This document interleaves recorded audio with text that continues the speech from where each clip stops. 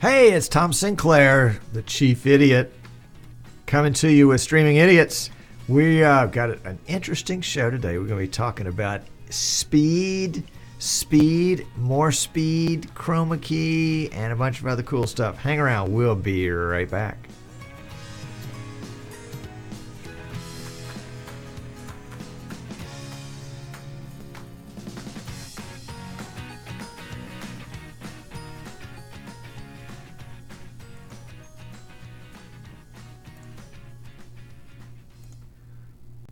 Hey there, Tom Sinclair.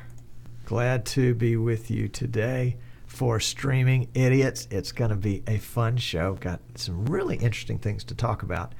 The idea behind this show is that you don't have to be a genius to do streaming, that any idiot can do it. If I can do it, you can do it. If you've got a passion for something, regardless of what it is, chances are it makes a great stream, because there are probably dozens, hundreds, thousands, maybe millions of people out there that would be very interested in whatever your passion is.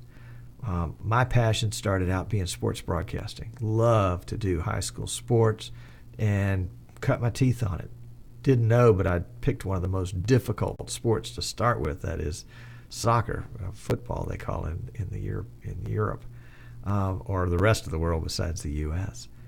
And just had a ball doing it, and then switched over to church services, and now doing talk shows.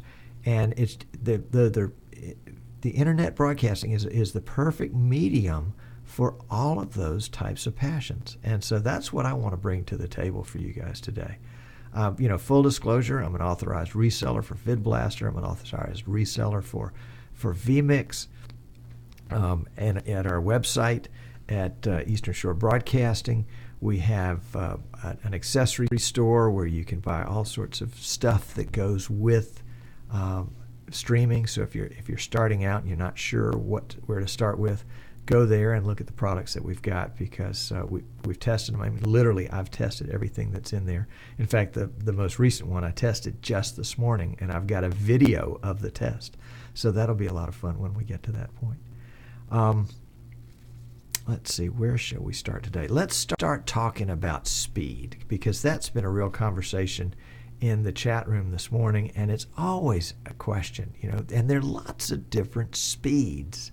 Mostly I'm talking about internet speed, download, upload speeds, and don't be confused one over the other. What was it the other day? The AT&T rep called me and said, "We've got the best speed on the internet. We've got 60 up." And I said, 60 up? I'll take it. They said, it's $14.95 a month. I said, I think we're talking about apples and oranges here. Tell me what the download speed is. Oh, well, the download speed is 1.3 and the upload speed is 300. Where was the 60? Never mind. If you're broadcasting, you need to do a speed test before every broadcast. I mean, like 5 minutes before you start, so that you know where you are today.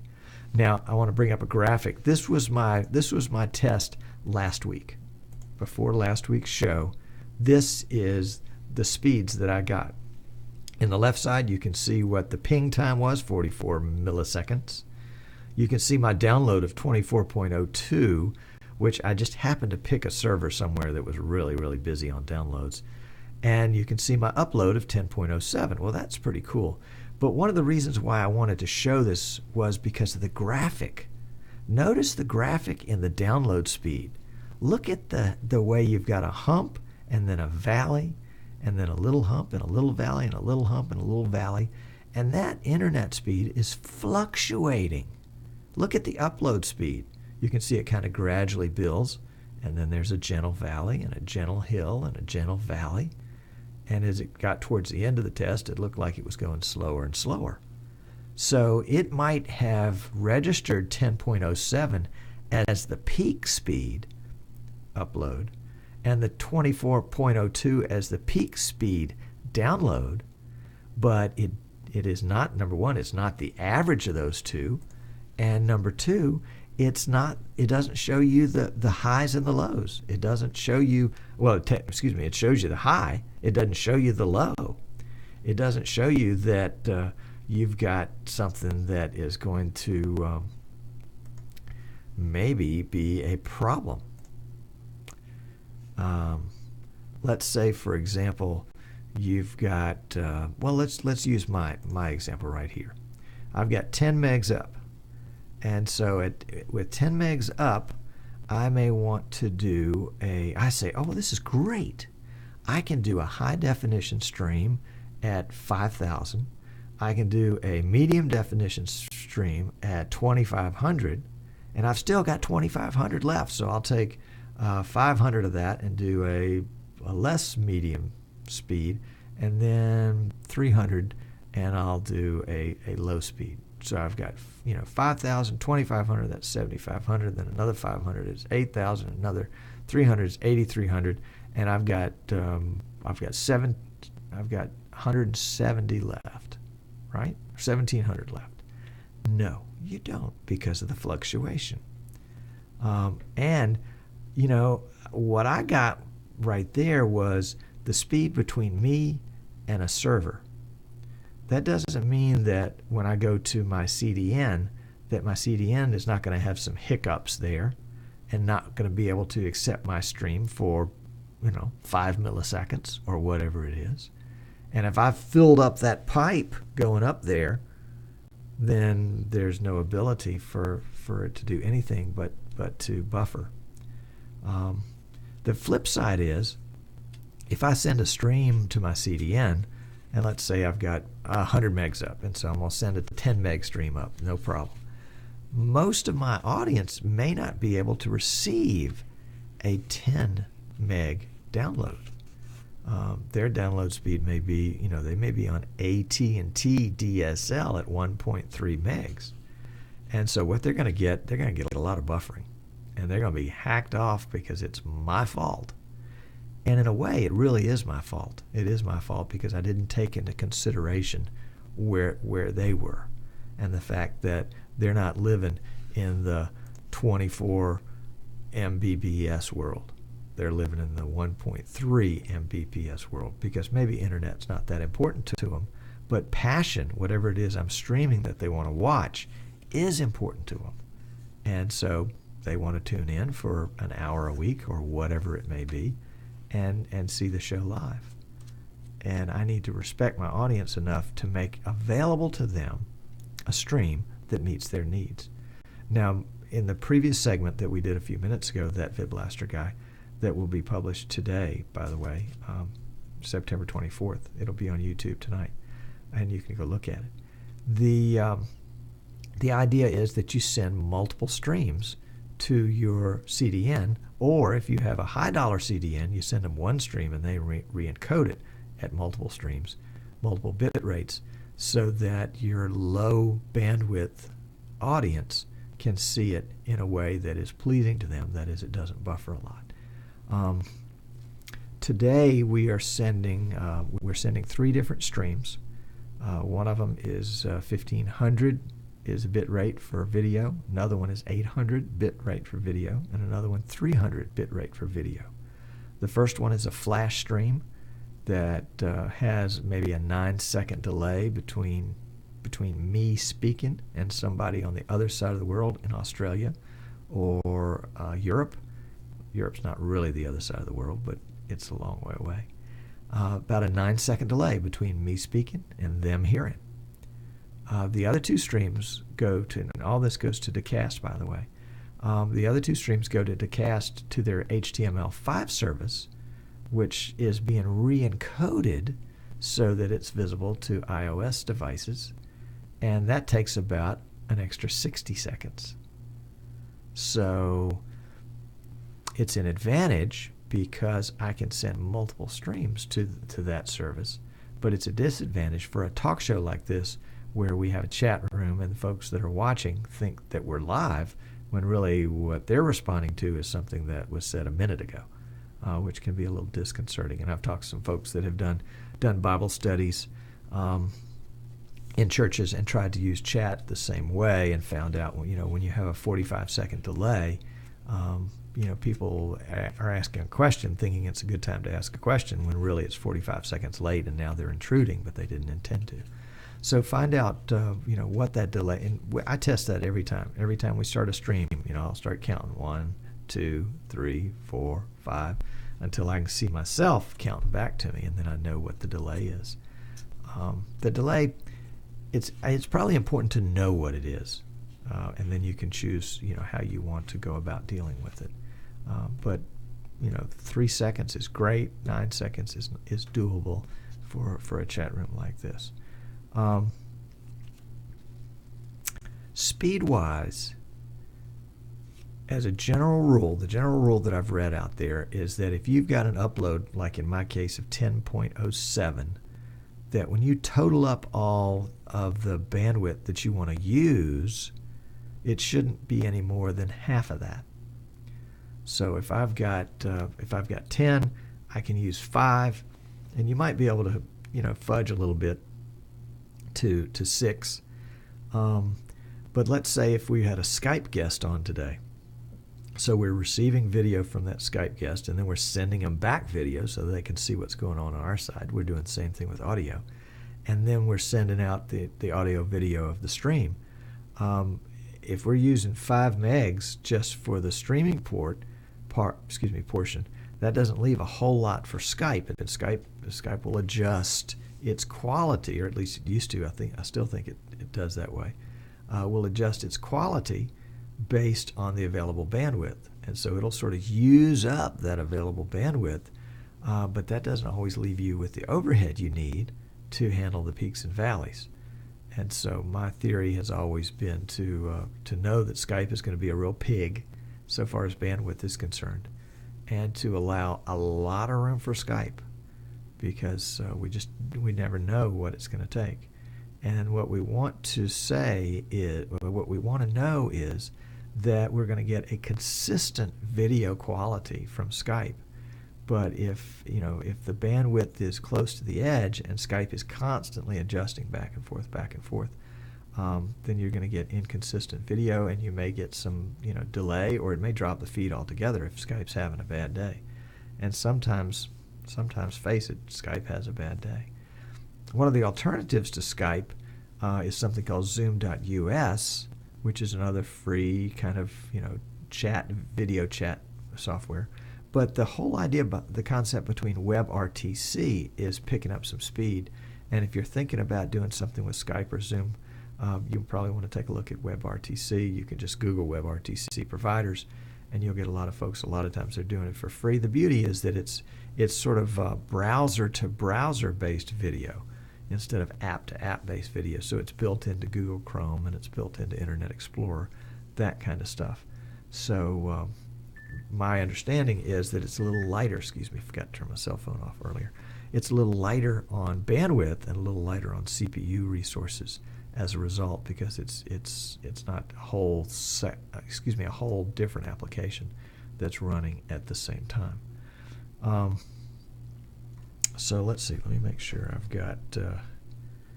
Today I tested my speed today. My speed today was 9.7 up, and I've calculated that I'm using. Well, I can see it right here.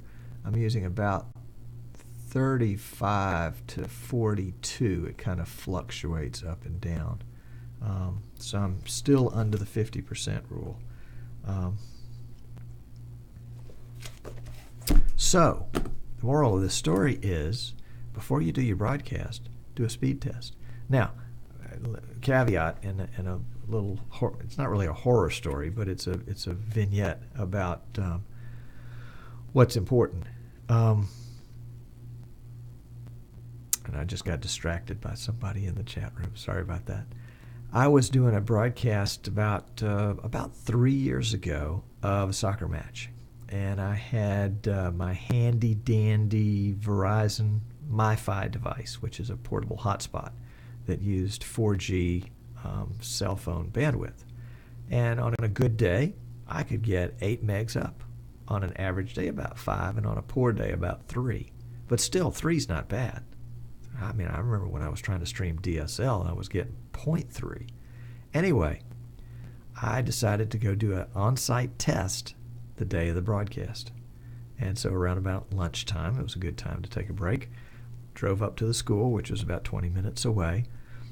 Got as close to the press box as I could and did a speed test with my Verizon wireless device and a laptop. And I think I got a pretty decent speed. I mean, it was like 7 megs up, which I thought was great. You know, oh man, we can do all sorts of stuff with 7 megs up. It allows us lots of flexibility. We can do multiple streams. We can run a chat room, you know, those kinds of things. Well, when it came game time, I decided, you know, let's do a speed test just before we start the broadcast. All those 4G cell phones in the stadium, suddenly I'm getting 4 up, not 8 up, because all these other people, they're watching YouTube videos and they're texting people and they're doing all sorts of stuff, and they're using up my 4G bandwidth. And obviously it's not really mine, but the idea was that I tested it at one time to know what I had, but the real life situation was different than the test. So as much as you can, try to do a test as close to the broadcast as possible. And understand too, you know, if it's a large venue, you know, if it's an outdoor, let's say it's a concert or a sporting event, and you're going to have people that are going to continue to show up, if you're doing that cell phone bandwidth, that 4G LTE stuff, then you need to know that your speed is probably going to be diminishing. So you may want to leave at least 50% headroom, maybe some more. And even then, that doesn't guarantee that you're not going to get those peaks and valleys, and that those peaks and valleys can have that can happen at any time along the way. So that's the warning on that one. Let's see. Oh, I know. I wanted to tell you. We have put a new product in the Eastern Shore Broadcasting product section, and that is a portable green screen. And I thought, you know, it's always good to have a portable green screen in your kit, because you never know when you want to throw something up and go ahead and use it. And so I bought this thing, and I took it apart. And of course, the first thing it did was explode into full size, about cleared off a desktop. And then I couldn't get it put back together. It wouldn't fit back in the little bag. And I just knew I had to be careful, because I didn't want to break it. So I went online to YouTube, of course, YouTube #2 search engine now, and found a video that showed me how to put it back into its little bag. It wasn't really magic. So I thought I'd make a little video that sort of advertised the fact that we have them in our store now, and show you how to do it. So with no further ado, and I shot this today with my son as the camera guy, and I said, okay, make sure you get just the green screen in it, and I'll show you what the result was. Let's see if we got that here.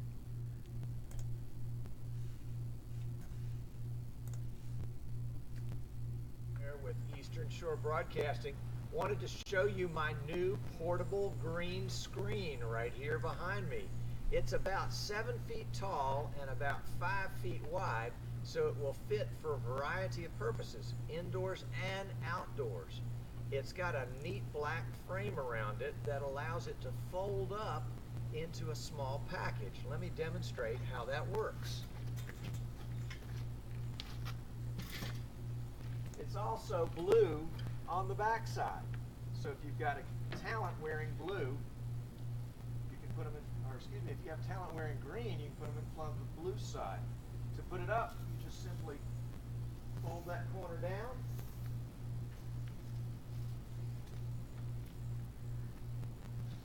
And there it goes. And into a handy package. We got this off of the Eastern Shore Broadcasting streaming accessories page. You can too. It gets a good high rating for me. Looks to be pretty durable. Tom Sinclair, Eastern Shore Broadcasting. Thanks for watching. Now that was only the third take. The first take, the screen blew over. The second take, I think there was an airplane in the background. And the third take was we were running out of time. And I think at that point it was 2:30 Eastern, time for pre-show to start. And I was like, okay, we've spent way too much time on this, and so it's time to move on. I think it's about $50. EasternShoreBroadcasting.com. You go there, go to the whatever the products page is, and you can get it. Amazon fulfills it, and I got mine. I think in 2 days. Came out of no, it didn't come out of Kentucky. I think it came out of Tennessee. And I was impressed with the quality of the fabric. I'd read a lot of reviews on those, and this one, purported to be a cotton fabric, which I understand has less reflectivity in it, which means you're going to get a better and more consistent key. At least that's the way I understood it. So I'm really delighted with it, and going to be using it. The other way that I'm going to be using it, and if you're thinking about how can I monetize my video, how can I make some money on this, we're going to begin to move into the local community here, giving local businessmen the opportunity basically to start their own talk show and talk about what they do and why they're special, as a way for them to distinguish themselves from the rest of the pack. And we can bring them into the studio, but a lot of times these folks are really busy, so if we can bring the studio to them, or even basically for a couple $100, they have their own studio, they have their own green screen, their own camera, their own mic, they're plugged into their own PC, and they can basically just send the video back to us in the studio, and we can massage it and add graphics and what have you and send it out. We can even key out the background at that point.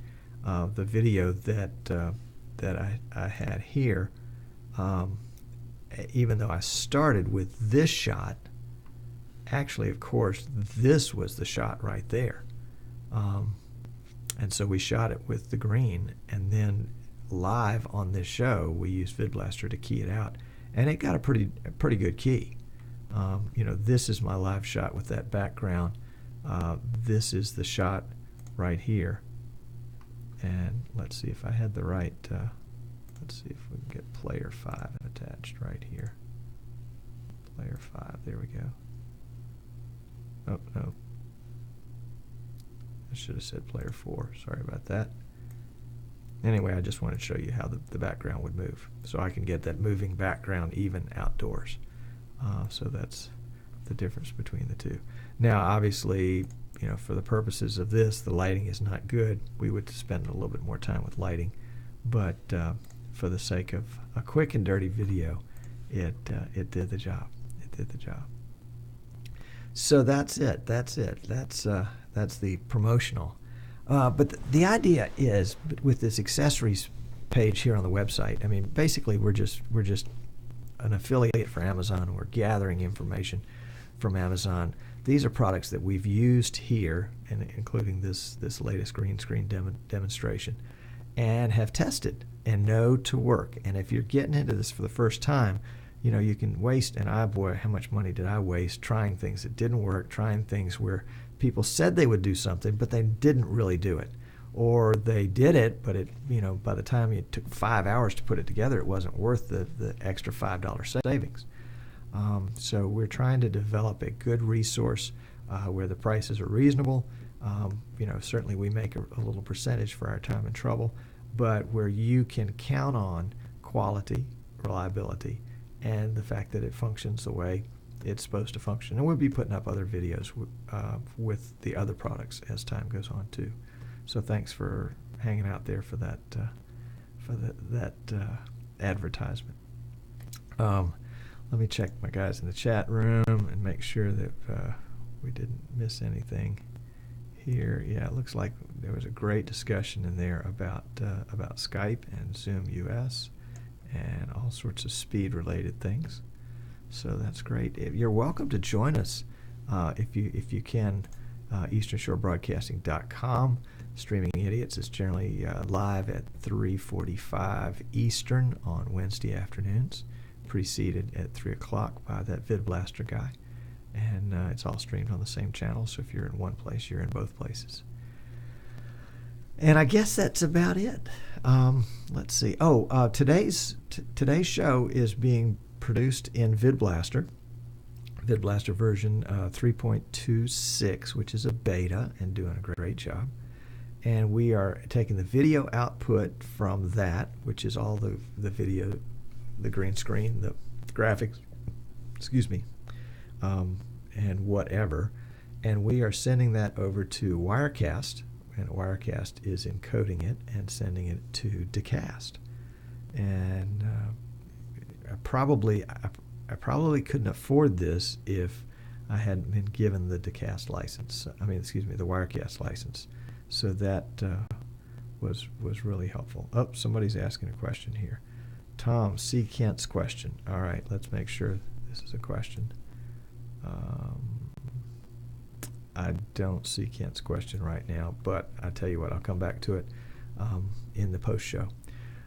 John from Gainesville has got cookies and party streamers for us in the post show.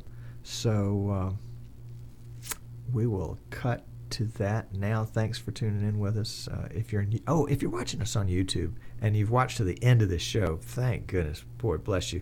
But subscribe. That way you'll know when we put new shows up, because they'll all be better than this one. I'm Tom Sinclair, the chief streaming idiot. Look forward to having you again on a future idiot show, and we'll see you then.